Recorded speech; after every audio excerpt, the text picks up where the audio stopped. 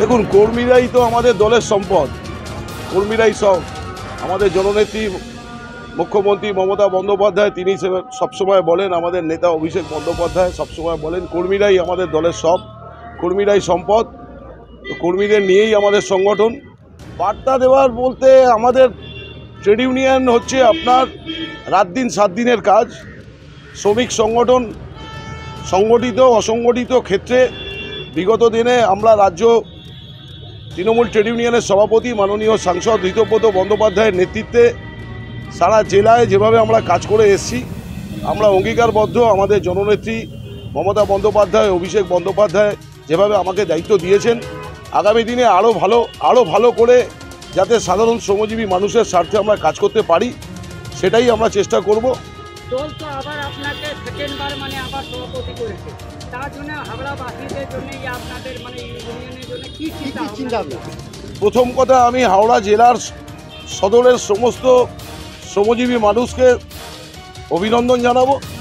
পাশাপাশি আমাদের যে ধরুন বিভিন্ন যে পরিকল্পনা, যে রাজ্য সরকারের যে বিভিন্ন পরিকল্পনা, শ্রমিকদের স্বার্থে যে পরিকল্পনাগুলো, সেই পরিকল্পনাগুলো আমাদের শ্রমিক ভাইদের কাছে বোনেদের কাছে পৌঁছে দেওয়া, পাশাপাশি আমাদের যে নেত্রীর জনমুখী প্রকল্প সেগুলোকে নিয়ে যাওয়া, এবং অসংগঠিত ক্ষেত্রে বিশেষ করে আমাদের আরও সংগঠনকে যাতে মজবুত করা এবং সংগঠিত ক্ষেত্রে সংগঠনকে আরও করে এগিয়ে নিয়ে সেই চেষ্টাই আমি করব।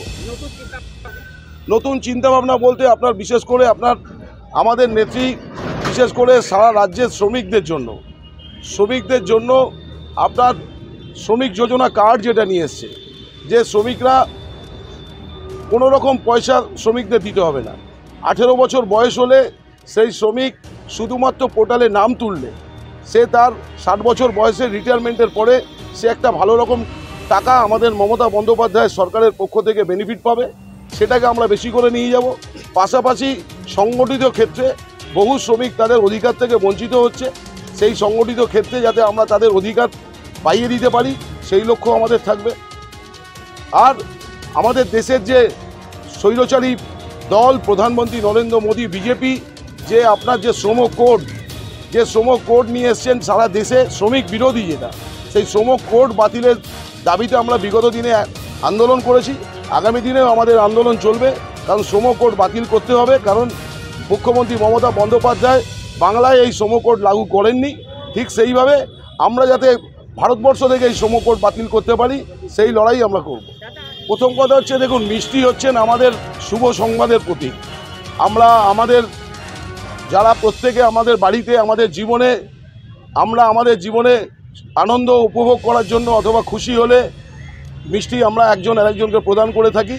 যেমন ধরুন, আমাদের কর্মীরা আবেগপ্রচলিত হয়ে অথবা তাদের সংগঠনের যে নেতৃত্ব যেভাবে আমি তাদেরকে সংগঠিত করে এসেছি, তারা ভালোবাসায় তাদের মধ্যে মিষ্টি বিতরণ করছেন এবং একজন আরেকজনকে খাইয়ে দিচ্ছে।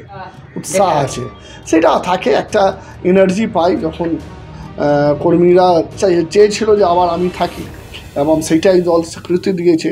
তাই জন্য এটা উৎসাহ এবং চ্যালেঞ্জ, যারা উৎসাহে আছেন বা মিছিল করছেন তাদেরকে আমি বার্তা দিতে চাই যে এটা চ্যালেঞ্জের দিন, এটা চ্যালেঞ্জ হিসাবে অ্যাকসেপ্ট করতে হবে। মমতা বন্দ্যোপাধ্যায় অভিষেক বন্দ্যোপাধ্যায়ের নির্দেশ, হাওড়ার সমস্ত প্রায় 2200 সামথিং যে বুথ, প্রায় 2300 কাছাকাছি বুথে ওই মমতা বন্দ্যোপাধ্যায় অভিষেক বন্দ্যোপাধ্যায়ের নির্দেশ পৌঁছে দেওয়ারই আমাদের একমাত্র লক্ষ্য। আমি বলছি আপনাকে, আমাদের সেনাপতি চ্যালেঞ্জ দিয়েছেন আপনারা দেখেছেন 27 তারিখ মেবি 27শে ফেব্রুয়ারি নেতাজি ইন্ডোর স্টেডিয়াম মমতা বন্দ্যোপাধ্যায়কে পাশে বসিয়ে 215 সিট আমরা 2021 সালে জিতেছিলাম, এবার তার থেকে বেশি জিততে হবে এবং তাই টার্গেট 250 এবং 250। এই তো দুদিন আগে কালিয়াগঞ্জে দেখেছেন নির্বাচন হয়েছে, সিপিএম বিজেপি দুটো ভোট মিলিয়ে দেওয়ার পরও আমাদের কাছাকাছি ওরা নেই। বাংলার মানুষ একমাত্র ভরসা মুখ হচ্ছে মমতা বন্দ্যোপাধ্যায় এবং অভিষেক বন্দ্যোপাধ্যায় সেনাপতিত্বে ক্যাপ্টেনশিপে আমরা লড়াই করব।